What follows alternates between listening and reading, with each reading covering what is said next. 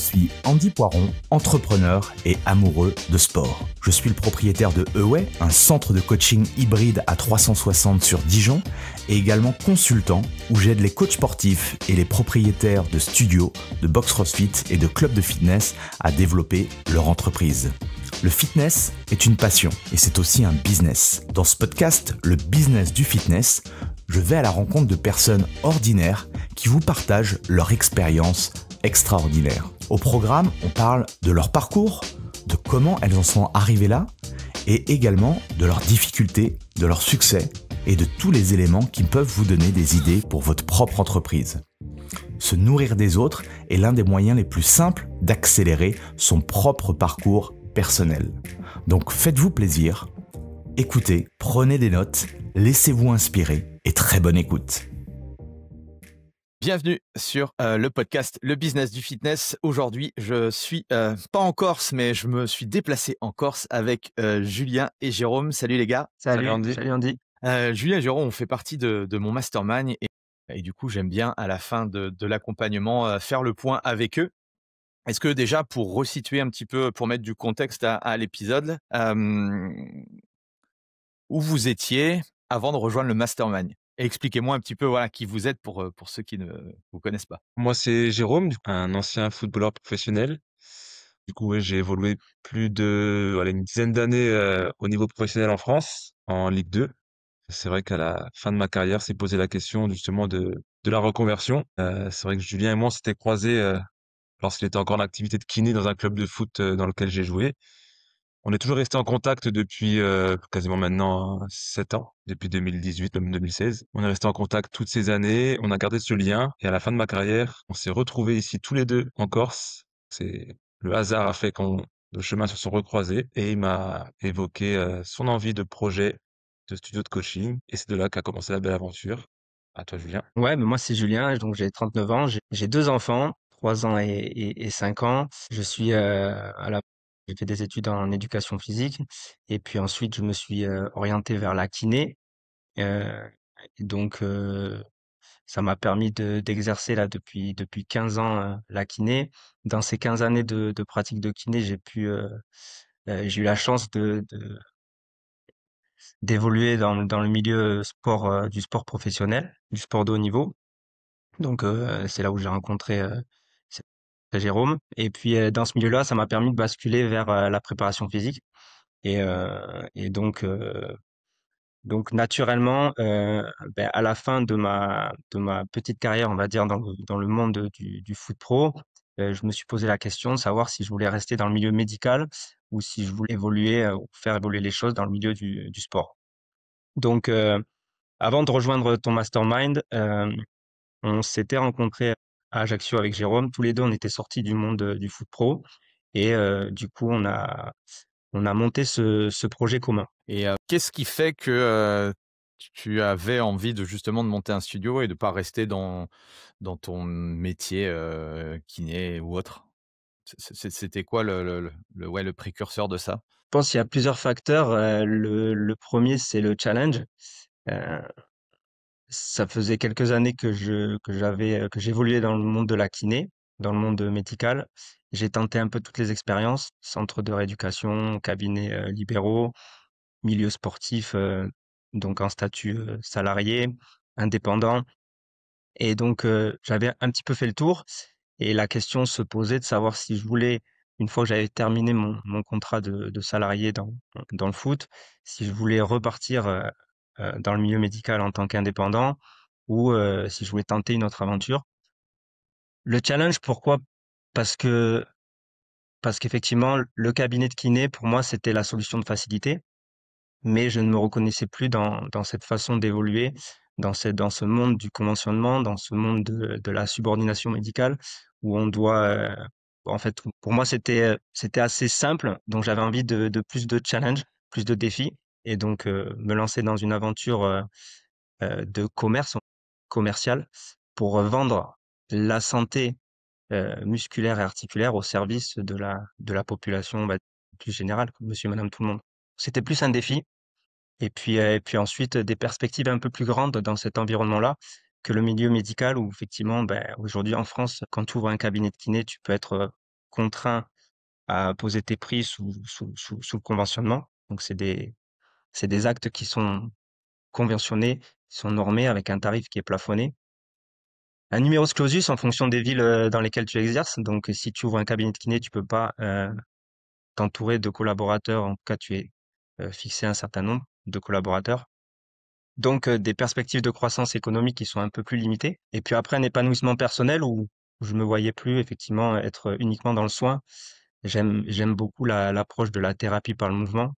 Et donc, naturellement, j'ai tenté l'aventure avec ce studio de coaching où justement je peux vraiment évoluer librement dans dans ce domaine-là, quoi. Et avant de monter ton studio, tu as quand même testé enfin, tu testé du coaching ou des choses comme ça, de ton côté? Pas vraiment, Pas vraiment? non, pas vraiment. Disons que quand j'étais dans les clubs par lesquels je suis passé, j'avais une approche très individuelle. J'ai eu la chance de pouvoir avoir un poste à temps plein en tant que réathlétiseur, en réathlétisation dans des clubs pro. Du coup, ça m'a permis de développer ce contact individuel avec le sportif. Et donc, cette approche finalement de coaching, puisque je ne faisais plus de soins à ce moment-là, j'intervenais en salle de gym et sur le terrain euh, avec les athlètes. Donc, pour moi, c'est une forme de coaching qui est qui est riche en expérience. Et donc, je me sers de ça aujourd'hui pour évoluer, pour faire ça dans mon studio, quoi. Et qu'est-ce qui fait qu'à un moment tu te dis: «Bah, j'ai besoin d'un associé» ou voilà, «Je veux monter quelque chose, mais je veux le monter avec, une ou plusieurs personnes»? Parce que c'est souvent une question qu'on me pose, est-ce que, voilà, j'ai envie et ça c'est un peu le aujourd'hui, il y a beaucoup de coachs qui ont envie de développer leur studio et la question c'est, voilà, est-ce que j'y vais seul? Est-ce que j'y vais, accompagné? Et quelle était ta réflexion par rapport à ça? J'ai pas vraiment eu de réflexion parce que j'ai du mal à faire les choses pour moi. Enfin, être, on va dire, un peu égoïste ou être. J'ai toujours. Je me nourris de la réflexion à plusieurs, de grandir à plusieurs, de me servir, de voilà, d'échanger, de partager. Et pour moi, quand le fait de créer une association ou le fait de s'entourer de personnes, ça nous permet d'aller un peu plus vite et surtout beaucoup plus loin. Euh, et puis. Et puis voilà, j'avais envie aussi de quelque chose de grand. Je voulais pas commencer trop petit. Euh, donc, euh, donc voilà, pour moi, je me nourris en partageant cette expérience, mais c'est aussi un besoin parce que effectivement, ben, on se répartit la charge de travail. Ça nous permet d'avoir un espace plus grand, un service de meilleure qualité. Et donc, tout ça fait que ben, l'association était pour moi évidente. Et si je reviens du coup, là-dessus, ça fait quoi? Ça fait 8 mois à peu près que vous avez, ouvert? Plus ou moins, je crois? Septembre, Ouais, septembre, ouais. septembre, ouais. Donc, comment on doit faire, si j'ai l'ambition, voilà, de monter quelque chose et de trouver un associé? C'est quoi les choses qu'il faut faire attention selon vous? Déjà avoir une idée directrice sûre, un business plan qui est bien monté et qui est bien pensé, qui est bien réfléchi. Essayer de ne pas se disperser, même si parfois ça c'est facile à dire, mais c'est pas facile à faire. Mais ouais, c'est d'avoir une idée claire de là où on veut aller, parce qu'après c'est vrai que quand le studio ouvre, il y a beaucoup de choses qui arrivent, qui viennent se mélanger. Il y a des choses qui marchent, on veut changer, mais faut vraiment rester sur sa ligne de conduite. Mais les choses, en tout cas, il faut avoir un business plan et une idée de business qui est bien figée, bien rodée, pour commencer et vraiment avoir une philosophie aussi claire et être clair dans l'approche qu'on veut transmettre aux gens. Parce que c'est vrai qu'au début, nous, pour notre part, ça n'a pas été simple. Pour nous, c'était facile, entre guillemets, dans la tête. On s'imaginait bien les choses, mais pour les formuler et le faire transpirer aux autres personnes, c'était pas facile. Donc moi, je conseillerais en tout cas aux personnes qu'elles aient une idée claire et facile à communiquer. Ouais, et si je Justement, rebondis sur ouais, sur la partie associée, parce que là, tu dis effectivement, il faut avoir un business plan, une vision. Bah, quand tu es tout seul, c'est facile. Quand tu es 2, il faut que les 2 aient la même vision ou en tout cas, l'un amène la vision à l'autre. Mais du coup, comment ça doit se enfin, comment vous avez fait? Comment ça s'est fait? je pense qu'il y a une partie de naturellement, j'ai envie de dire, quelque part, pour moi, les planètes se sont alignées et c'est à ce moment-là qu'il faut foncer. Il y a pas de forcément de recette. Après, clairement, il y a l'entente. Il y a le parcours qu'on a tous les deux où, ben, on s'est rencontrés il y a presque maintenant une dizaine d'années. On s'est quitté en termes de géographie, on va dire, par rapport à la distance qu'on avait, mais malgré ça, on a entretenu des contacts téléphoniques. Et pour le coup, euh, c'est quand même assez rare aujourd'hui quand on vit les choses à distance avec nos vies de famille, etc. C'est compliqué de garder le contact avec les gens, sauf quand on a des liens assez forts en amitié. Et donc, nous, clairement, c'est ce qui s'est passé. C'est qu'on était collègues au départ et que ben, on a su garder des contacts réguliers, même à distance. Et que quand on s'est retrouvés avec des orientations, des projets on va dire, était, on était libre, on était prêts, on était libres tous les deux de faire quelque chose. Alors, c'était soit chacun de son côté, soit on le faisait ensemble. Donc, naturellement, le fait que, voilà, on ait créé une affinité professionnelle au départ, puis ensuite une affinité amicale dans un second temps, le fait qu'on se retrouve dans le même temps avec des libertés de s'orienter professionnellement aussi, plus cette association de facteurs a fait que c'était évident, fallait qu'on se lance. Donc c'est une amitié qui dure, qui s'est installée progressivement dans le temps et qui a permis de valider le projet. Mais après, pour répondre à ta question, c'est vrai qu'au départ, parce que c'est l'idée de Julien, c'est un projet qu'il a réfléchi depuis des années. Donc, quand il m'en a parlé, c'est vrai qu'au début, moi, vu que je sortais du monde professionnel de football, donc c'est quand même, c'est assez précis, c'est le football, on sait ce que c'est. Et c'est vrai qu'il m'a apporté son approche. C'est vrai qu'au départ, moi, je l'ai compris vite parce que c'est une approche que j'avais connue en tant qu'athlète de haut niveau. Mais c'est vrai que pouvoir en parler, c'était pas simple. Donc, il a fallu que je pratique, que je m'entraîne sous sa méthode quand même aussi avant de vraiment tout bien ressentir.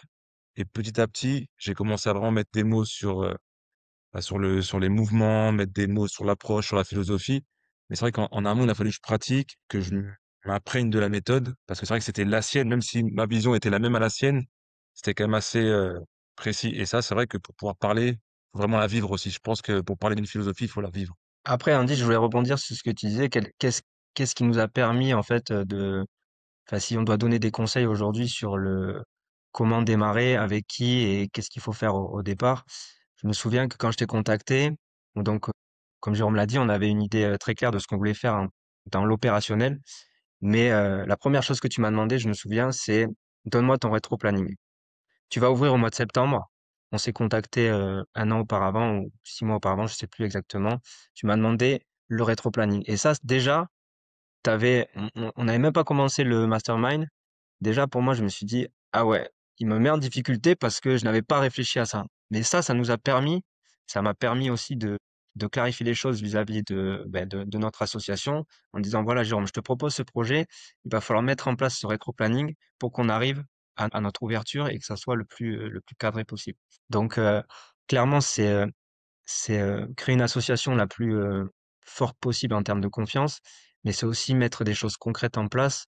Et ne serait-ce que ce rétro-planning, c'est une organisation, une succession d'étapes qui t'amène à l'aboutissement du projet. Et là-dessus, ça m'a quand même pas mal aidé. Et l'association, du coup, au quotidien, comment vous gérez? Est-ce que vous avez je sais pas, est-ce que vous êtes organisé des plages où, je sais pas, une fois par semaine, vous faites un brief sur, enfin voilà, comment vous organisez en tant qu'associé et partenaire et coach tous les deux? Enfin, est-ce qu'il y a une Alors, organisation ou c'est au feeling comme vous y allez régulièrement, ça se fait, voilà, ça se fait entre deux clients autour d'un café, ou est-ce que voilà, il y a une routine spécifique ou autre? Sur ce sujet de la réunion figée, fixée, on avance là-dessus, mais il n'y a pas encore. Mais en fait, on s'appelle tout le temps. Donc, quand un est pas là, l'autre n'est pas là, on s'appelle, on se fait des points, notes vocales et compagnie. Mais là, c'est vrai qu'on a agrandi l'équipe.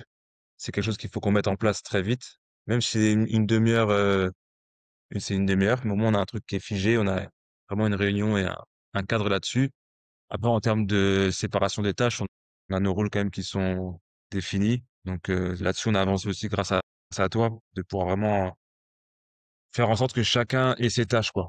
Parce qu'au début, c'est vrai qu'on voulait un peu que chacun touche un peu à tout, mais finalement, on s'est rendu compte par rapport à l'opérationnel et à la réalité du métier qu'en fait, il faut vraiment cadrer les choses. Donc en tout cas, là-dessus, ouais, c'est un sujet sur lequel aussi on est en train d'avancer et ça se met en place gentiment et franchement, ça prend forme. Yes. Moi, je m'en souviens, hein, tu m'as contacté en décembre. C'était, du coup 9 mois avant le lancement. Heu, Honnêtement, des personnes qui, me contactent avant de lancer un projet, j'en ai rarement vu, si ce n'est jamais. Qu'est-ce qui fait que, tu t'es dit, «Il faut que voilà, il faut que je cherche quelqu'un» ou je sais pas comment je me souviens plus comment tu étais tombé sur moi, mais c'est quoi cette réflexion de te dire: «Si je monte un truc, autant être accompagné pour accélérer le processus»? Enfin, je sais pas si c'était ta vision des choses, mais c'est tellement rare et j'insiste moi beaucoup à chaque fois, je dis aux coachs, mais enfin, si tu veux accélérer dans n'importe quel type de domaine, le sport de haut niveau, le sp c'est la même chose. Je pense que tu étais entouré de de pas mal de professionnels autour de toi. C'est quoi toi, du coup, Julien, tu as eu toujours cette, ouais, cette, lucidité d'être accompagné pour booster les choses? Enfin, comment ça s'est fait? Pourquoi? J'ai peut-être cette maturité aujourd'hui que je n'avais pas il y a quelques années et du coup, il y a l'aspect du temps qui passe et où j'ai plus trop de temps à perdre. Donc, clairement, quand je me suis lancé dans ce projet au départ, seul, où je me suis dit, je ne monterai pas de cabinet de kiné, je vais plutôt ouvrir un studio d'entraînement. Euh, J'avais l'opérationnel, je savais que j'allais être OK là-dessus. Gérer les séances de coaching, animées, c'était pas un souci. Par contre, il me manquait toute l'approche de business. Donc, et le business au sens large, la gestion d'entreprise, la communication, le marketing, euh, la gestion humaine.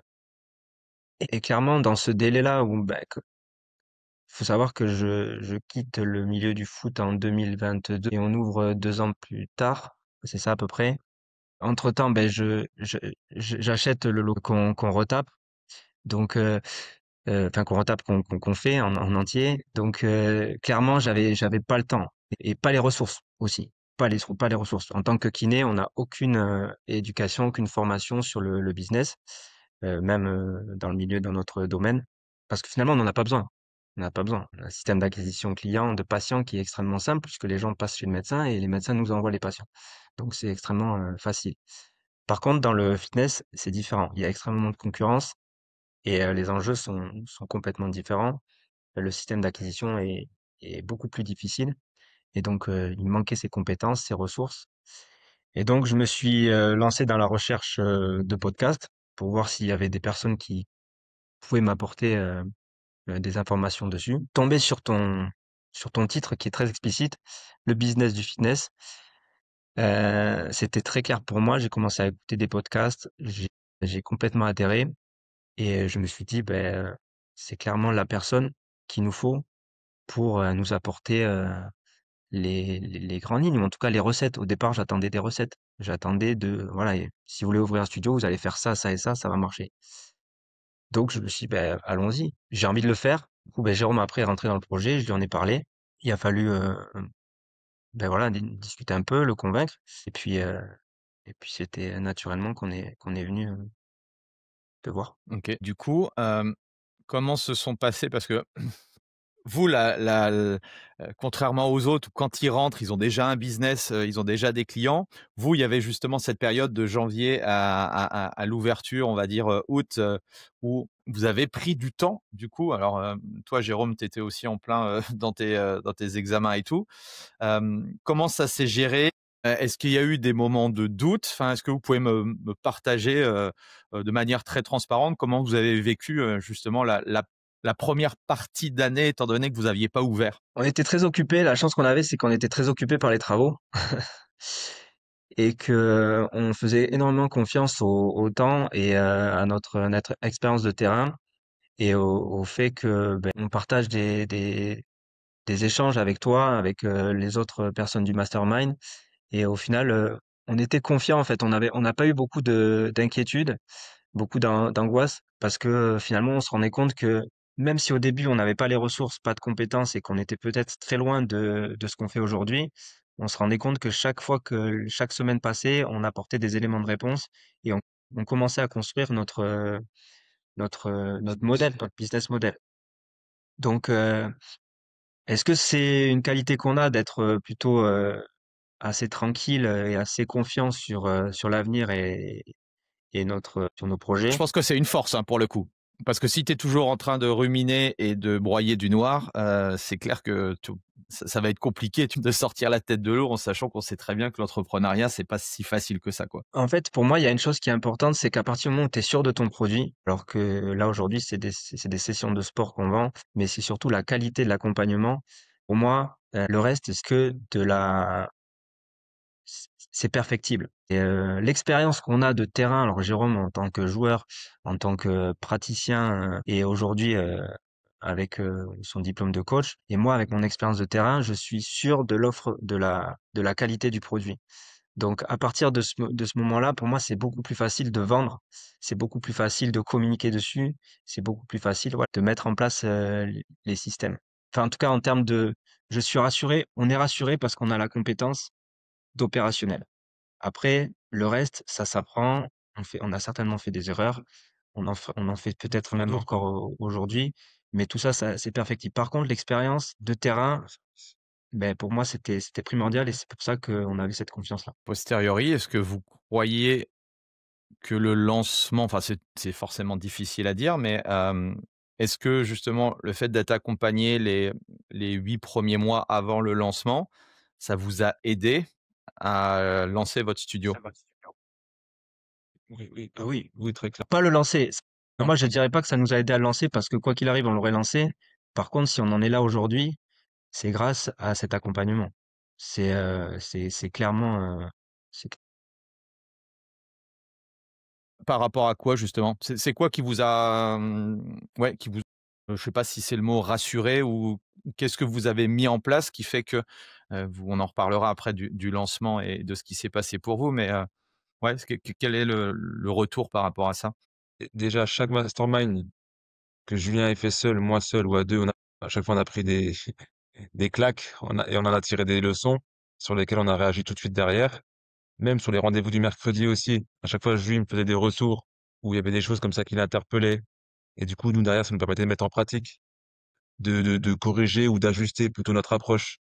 Mais chaque mastermind, à chaque fois, on avait notre ligne et parfois, hop, on déviait, on sortait un petit peu. Et chaque mastermind, grâce à tes retours et aux retours des autres coachs, ça nous mettait dans le droit chemin ou alors ça nous permettait de nous renforcer soit une position qu'on avait déjà prise ou soit justement de pas s'en éloigner. Donc de mettre du clair dans nos esprits.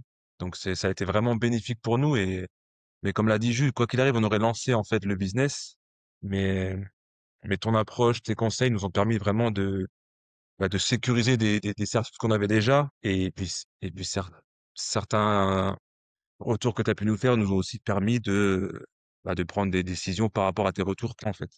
Donc ça a été que du positif pour nous.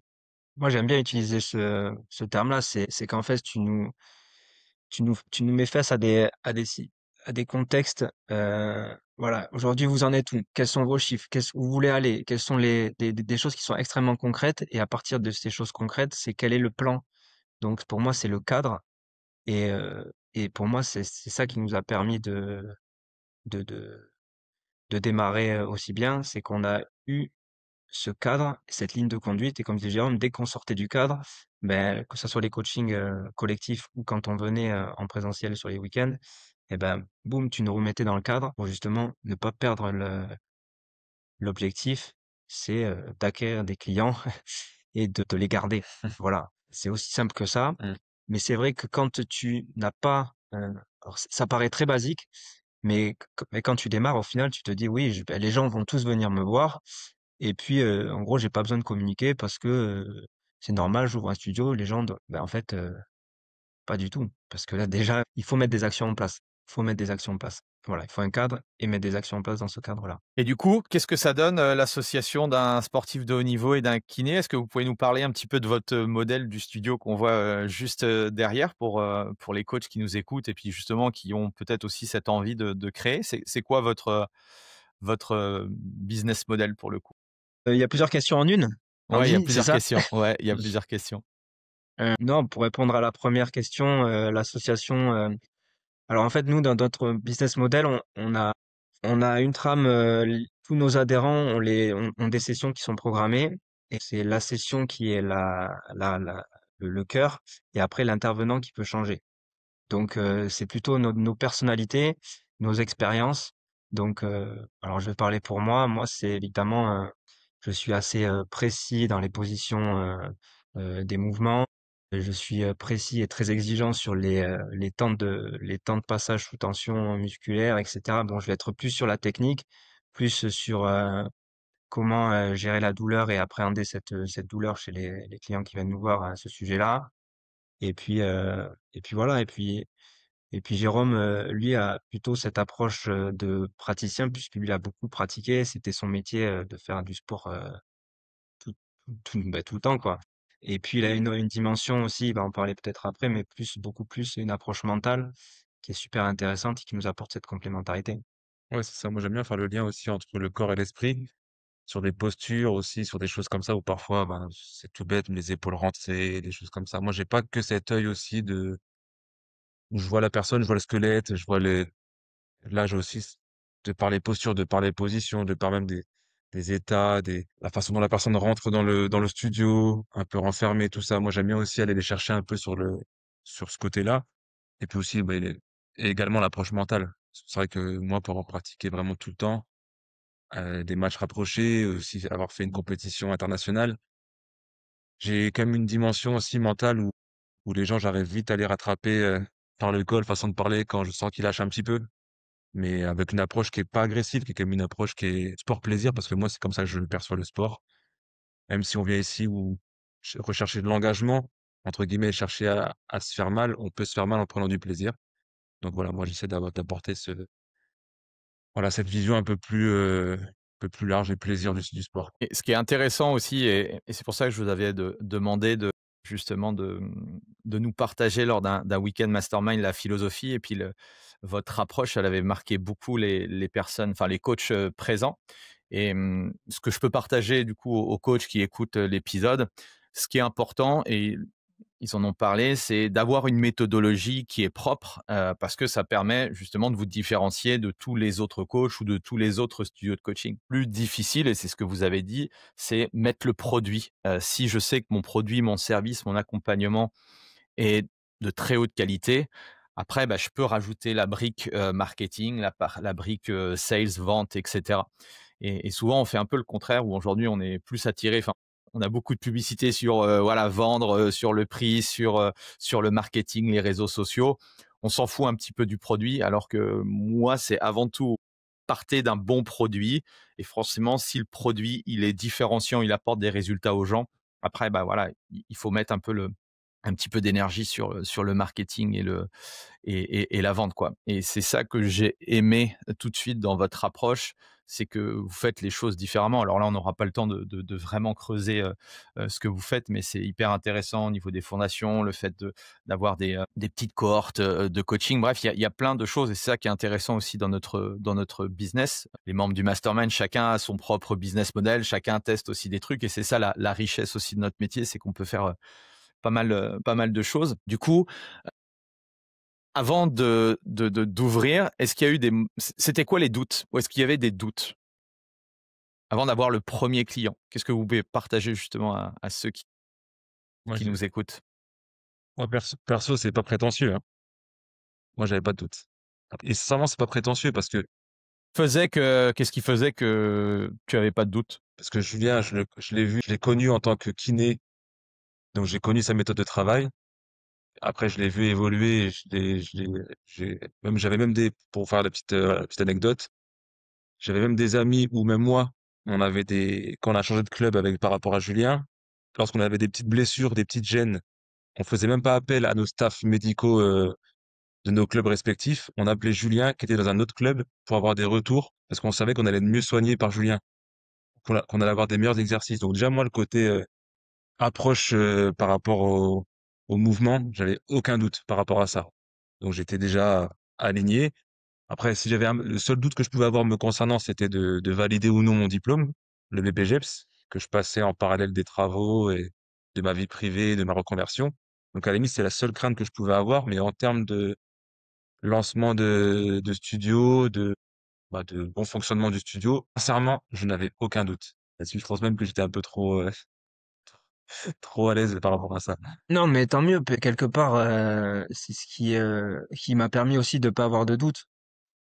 aussi, c'est de voir une personne à côté quand tu as une personne à côté de toi qui croit au projet aussi à 2000%, ben pour moi, ça rajoute ce qu'on disait tout à l'heure, le bénéfice d'être associé, c'est ça, ça catalyse, ça multiplie, ça. Donc voilà. Puis en fait, les doutes, on aurait pu les avoir si on avait eu des petits obstacles, des petits échecs, mais au final, quand on s'est posé la question de qu'est-ce qu'on doit mettre en place d'un point de vue business, ben, on avait la réponse. On avait Andy avec son mastermind et rapidement, ben, avec ton rétro-planning, ça a matché de suite. Donc moi, je me suis dit, c'est bon, je suis pas inquiet, je suis bien entouré de ce côté-là. Du côté de l'opérationnel, on est OK. D'un point de vue association, ben, nos personnalités fonctionnent super bien, donc pas de souci. Donc toutes les cases cochées. Puis après, bon, on n'est jamais sûr de rien, mais on a avancé étape après étape et finalement, ben, on a rencontré les bonnes personnes, ce qui fait qu'aujourd'hui, on peut dire qu'effectivement, on a ouvert sans grandes angoisses ou inquiétudes ou grands doutes. Alors c'est quoi si on peut faire un peu le bilan là après 8 mois? Est-ce que vous êtes satisfait? Est-ce que, voilà, c'est quoi les retours? Est-ce qu'il y a eu des clients? Est-ce que vous avez eu des clients qui ont ouvert la porte de votre studio? Oui, bien sûr, oui, oui, oui, oui, oui. Alors moi, je suis très satisfait quand je repense à l'ouverture et après, évidemment, on s'habitue à être déjà confortable. Donc, on a envie d'aller plus vite et on se dit qu'on peut encore faire mieux. En tout cas, ça, c'est toujours ma façon de penser. Mais par rapport au prévisionnel? On en avance. Oui, on est en avance. On est en avance. On est plutôt en avance. Donc, C'est quoi là je sais pas si c'est le mot difficulté du coup, mais voilà, quels sont les challenges que vous avez rencontrés là, ces premiers mois d'activité? Bah, c'est comme on avait pu te l'évoquer en mastermind, c'est justement d'avoir une influence qui augmente et de ne pas être en capacité d'y répondre. C'est vrai qu'à un moment donné, on s'est un peu perdu. On s'est dit, est-ce qu'on va ouvrir un autre service pour essayer de diversifier un peu l'activité, alors qu'en fait, sur notre premier service qui était très efficace et qui marchait très bien, bah, en fait, il fallait simplement renforcer ce service-là et on en avait parlé. C'était grâce à ton Ouais, aide et tous j'ai les pas bons. eu, du coup, j'ai pas eu la version parce que quand on devait enregistrer notre épisode, on avait eu la discussion. Du coup, ouais, du coup, vous en êtes où des small groups? Pour l'instant, on va rester sur les squads, mais les small groups, en fait, on va y venir, mais avec un pôle différent mais on sera pas les deux en charge de ce pôle, en fait. Donc au moins, on n'aura pas une surcharge de travail. Bien sûr, on va superviser ce qui se passe, mais la création des séances et voilà. Nous, on va gérer quand même le côté bah, business et superviser, mais en termes d'opérationnel, on sera pas du tout sur ces amplitudes horaires-là. Par contre, le côté squad qu'on va continuer à renforcer, ben, on va continuer à avancer sur sur ce schéma parce que c'est le schéma qui a le mieux marché chez nous, qui marche le mieux et qui bah, Ah, génère. qui fait votre originalité, enfin, c'est pas le côté original, mais c'est ça qui fait, je pense, le côté différenciant des structures qu'il y a à côté de vous, quoi. C'est ça. Enfin, franchement, c'est un des points, je pense, un des points forts de votre business model, quoi. C'est ça. Mais voilà, les seules zones d'ombre, entre guillemets, ou de crainte, c'est vraiment dû à l'affluence en fait croissante. C'est vraiment comment on va faire pour réagir à ça. Et rappelle-toi, même une fois, on avait même arrêté le système d'acquisition de pub parce qu'on s'est dit il y a trop de monde. On a vite repris la pub parce que. Mais c'est vrai que voilà, c'était plein de petites choses comme ça qui. Ouais, de toute Mais façon, bon, vous c'est. verrez, sur la route, elle fait que démarrer, donc vous allez forcément vous confronter, on a des goulots d'étranglement quand on commence à croître, il y a forcément des choses et après, bah, voilà, il faut regarder où est le goulot d'étranglement et par rapport à ce goulot d'étranglement, qu'est-ce que je peux faire pour l'enlever et puis dès que tu as, pallié un problème, il y a un autre problème qui va arriver et ainsi de suite, quoi. C'est un peu ça le deal, de l'entrepreneuriat. c'est C'est un peu quoi le parcours, les le voyage. Ouais, ouais, exactement, exactement. Hem, c'est quoi enfin, si vous aviez des croyances, est-ce qu'il y a des croyances qui ont été, explosées, grâce au mastermind ou aux rencontres qu'on a pu avoir? Si oui, c'est quel type de croyances, ont explosé en plein vol? Ou certitudes que vous aviez vous? Ah, c'est un peu obligé. Il y a peut-être pas de croyances, hein? Bah, en fait, moi, pour ma part, vu que je viens d'un monde qui est différent, je viens du monde du football, donc c'était vraiment très précis. Je pense que c'est aussi une force. Je suis arrivé dans ce milieu-là, ben, sans attente, sans croyance, sans juste sûr de mon produit et juste sûr de l'approche de ce qu'on allait transmettre en fait. Donc c'est pour ça que quand même je me rappelle lors du dernier mastermind dans lequel on est venu avec Julien, quand vous nous avez félicité par rapport à nos chiffres, sincèrement, mais je sais même pas comment réagir parce que finalement je sais pas si c'est bien, si c'est beaucoup, si c'est pas assez. J'ai pas de recul, j'ai aucun recul par rapport à ce milieu-là. Donc en fait je suis arrivé vraiment avec de la fraîcheur, tu sais, comme on peut dire un peu le jeune joueur qui il rentre dans un groupe professionnel de football, qui vient avec sa fraîcheur, qui apporte. Moi, c'est vraiment comme ça que je le perçois. Je suis venu vraiment avec bah, voilà une tête propre, et une tête vide, et vraiment en quête bah, d'apprendre plein de choses. Donc, j'avais pas d'idée par rapport à ça. Et toi, Julien, tu avais quelque chose? Est-ce qu'il y a eu un moment où vous dites: «Oh putain, ouais, là, ouais, en fait, je fais fausse route» ou «Putain, eureka, on a trouvé le truc, quoi»? Non, il y a pas est-ce qu'il y a eu ce type de moment-là? Alors oui, moi, il y a eu un moment, c'est que j'étais très ancré sur ma position, sur ma posture de départ où clairement dans mon studio, je ne voulais pas faire de la perte de poids. Je ne voulais pas toucher à l'esthétique, je voulais pas toucher à la performance au sens pur, amélioration d'une qualité physique. Donc là-dessus, j'étais fort sur ma position. Et le problème, c'est que quand j'en parlais autour de moi, les gens ne comprenaient pas que tu puisses pratiquer pour acquérir une qualité de mouvement, de musculaire, tissulaire. Euh, C'est-à-dire que moi j'étais dans mon monde et je ne pouvais pas communiquer avec la personne enfin avec Monsieur et Madame tout le monde finalement, qui n'avait pas vraiment conscience parce que ce monde du fitness, ce monde du sport, c'est de l'esthétique, de la performance au sens je veux améliorer une qualité physique ou c'est du médical. Mais c'est pas les 2. Aujourd'hui, heu, là-dessus, je me suis dit: «Il va peut-être falloir que je change, ma communication, il va peut-être falloir que je m'ouvre, heu, à d'autres, objectifs, en tout cas il va falloir que je comprenne un petit peu ce dont ont besoin les gens, pour ensuite glisser ma méthode et glisser ma façon à moi de réfléchir et de penser sur cette approche, du corps». Là-dessus, on a et encore grâce au mastermind parce que tu nous as donné des outils, notamment ce challenge T21 qui nous permet de catcher des gens, qui viennent chez nous, pas seulement pour améliorer, une qualité de mouvement, mais aussi parce qu'on est un studio de coaching et que pour la majorité des personnes, beh, faire du sport, c'est perdre du poids. Donc si j'ai envie de perdre du poids, je vais faire du sport, je vais chez un coach sportif et si en plus il a des programmes nutritionnels, c'est encore mieux, parce que, beh, je vais pouvoir, atteindre, mon objectif. Donc pour moi, je me suis ouvert, j'ai enlevé, ma croyance de dire que, beh, je pouvais convaincre les personnes, qu'on pouvait pratiquer sans objectif esthétique, ou, de performance pour justement, beh, laisser rentrer, acquérir de nouveaux clients et ensuite, leur faire découvrir notre monde et notre univers. Yes. Hem Est-ce qu'on peut parler un petit peu, chiffres? Alors après vous nous donnez, ce que vous voulez comme chiffre, mais là le local fait combien de mètres carrés? L'investissement parce que c'est souvent aussi des questions que j'ai, il faut combien? Il faut investir combien pour monter son studio? Est-ce que vous pouvez nous donner des ordres de grandeur par rapport à ça? Ouais, alors nous, on a un studio, enfin, on a un beau local qui fait 140 carrés, dans lequel on a à peu près 100 carrés de pratique. On est exclusivement, sur du fonctionnel, on n'a aucune machine. Heu, on Justement, notre valeur ajoutée, c'est que par l'intermédiaire du coaching, on fait bouger les gens. On n'a pas de miroir, on n'a pas c'est que du feedback, oral. On laisse les gens pratiquer, ressentir et on corrige. C'est l'expérience du coach qui va corriger, le mouvement. Quelques ergots? Comment? Des ergots? Un rameur ou vélo, des choses comme ça ou? Oui, alors on a un vélo, on a un rameur, heu et heu et voilà, puis beaucoup de barres de suspension, des anneaux. Voilà, on essaie de se rapprocher d'un esthétique d'ancien gymnase, de quelque chose de très épuré. On a du parquet, surface parquet et une surface, lift, caoutchouc Mmh. avec, un rack, heu, squat et voilà, du petit matériel.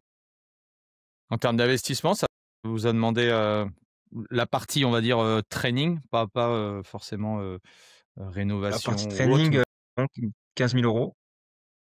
Ce qui nous a coûté le plus cher, c'est qu'on a récupéré un local, brut, qu'il a fallu tout aménager, sur du en termes de de haute, d'électricité. Ce Il qui fallait coûte qu'on le plus fasse cher de l'achat. toute façon, c'est les travaux et Voilà. l'aménagement. Grosso modo, on est sur une répartition à 75 000 euros de travaux et 15 000 euros d'investissement de matériel.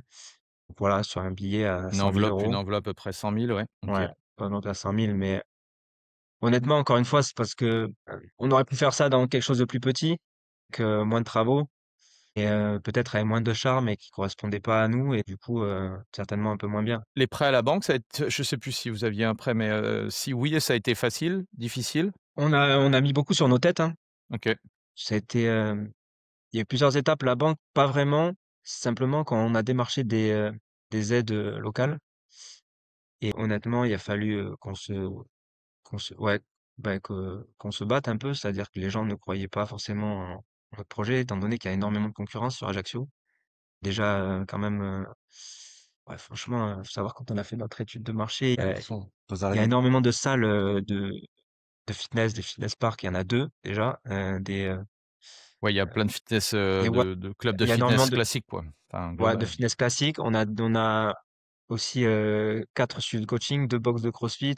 Donc sur une petite ville comme Ajaccio de 80 000 habitants, dans un rayon d'1 kilomètre, ça fait extrêmement de concurrence. Et Voilà. là, en termes de clients, aujourd'hui, après 8 mois d'activité, ça représente quoi? Un studio de 140 m²?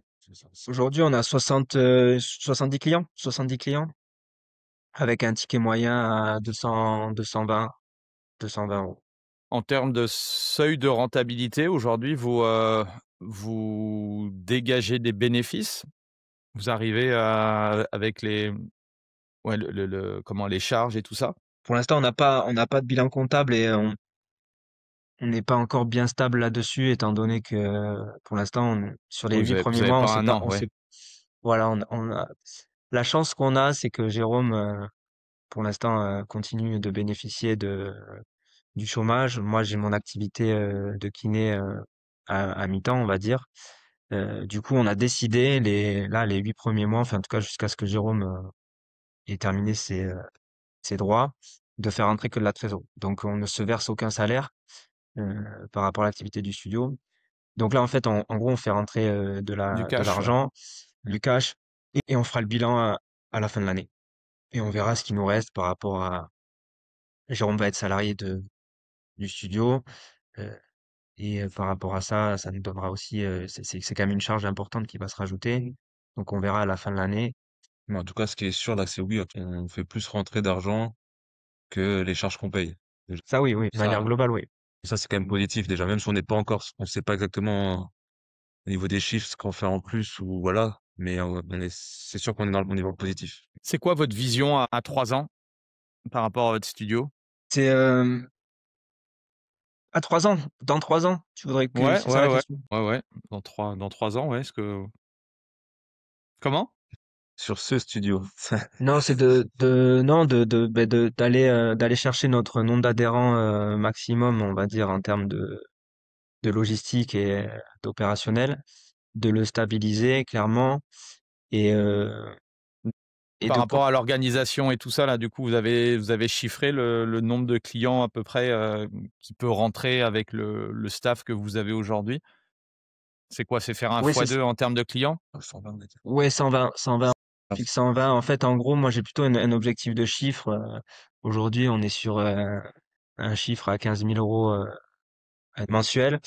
Je pense que le studio a la capacité de faire 25 pour arriver à un 300 annuel. Ça, pour moi, je pense que c'est dans nos cordes.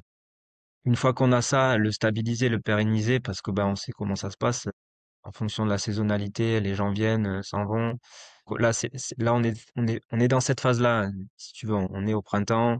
Les gens se sont déjà entraînés, donc ils voient que parfois c'est compliqué de maintenir le rythme. Donc, on voit qu'il y a des gens qui commencent à partir, on fait rentrer de nouvelles personnes, mais forcément la croissance sera un petit peu plus lente qu'au début. Donc l'objectif c'est d'aller chercher ouais, ces 50 prochains clients et de les avoir régulièrement. Donc 120 clients tous les mois avec ce ticket moyen, faire rentrer donc les 2 autres coachs potentiels qui nous développeront les small groups, qui nous rapportera du coup un peu plus de rentrée d'argent Et voilà, l'objectif est en termes de chez moi, clairement, l'objectif, il est chiffré, c'est 25 000 euros par mois.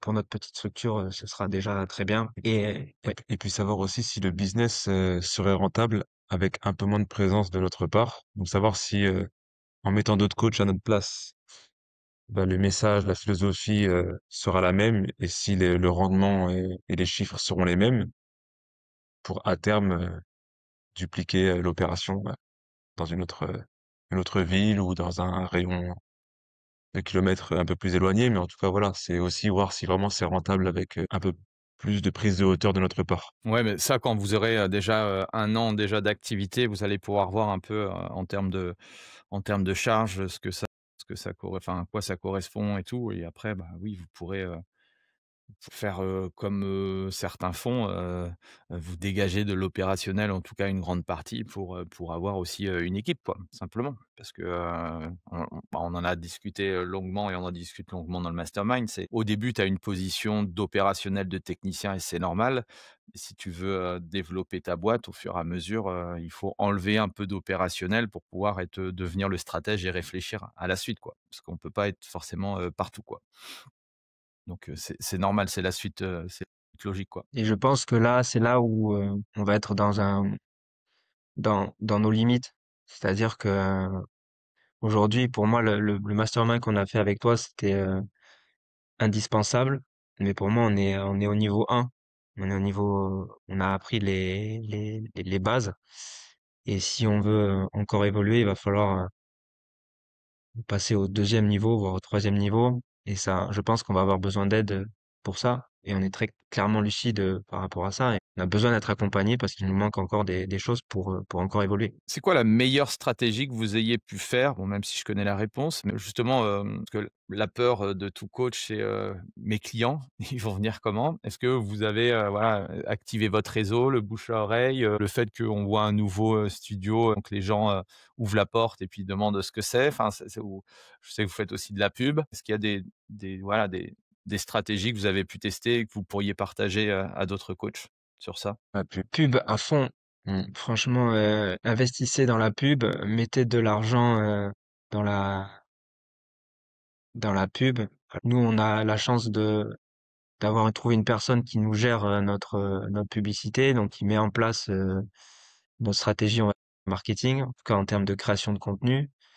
Donc ça nous a enlevé un énorme poids. Et puis après, c'est ce passage à l'action, de mettre la main au portefeuille. Et c'est vrai on en avait discuté, on s'était lancé dans la pub, on avait vu que ça a marché. On a vu que ça a marché, on a voulu s'arrêter. Tu nous as dit que c'était une grosse connerie. Du coup, on s'est dit c'est vrai, c'est une grosse connerie. Donc on continue. Et au final, en fait, je sors toujours cet exemple. Aujourd'hui, Coca-Cola, est-ce qu'il y a Coca-Cola a besoin de faire de la pub? Euh, ben non, mais pourtant ils en font. Taquet. Donc pourquoi nous, qui sommes pas connus, on s'arrêterait de faire la pub? Je crois que c'était toi qui m'avais sorti l'exemple certainement.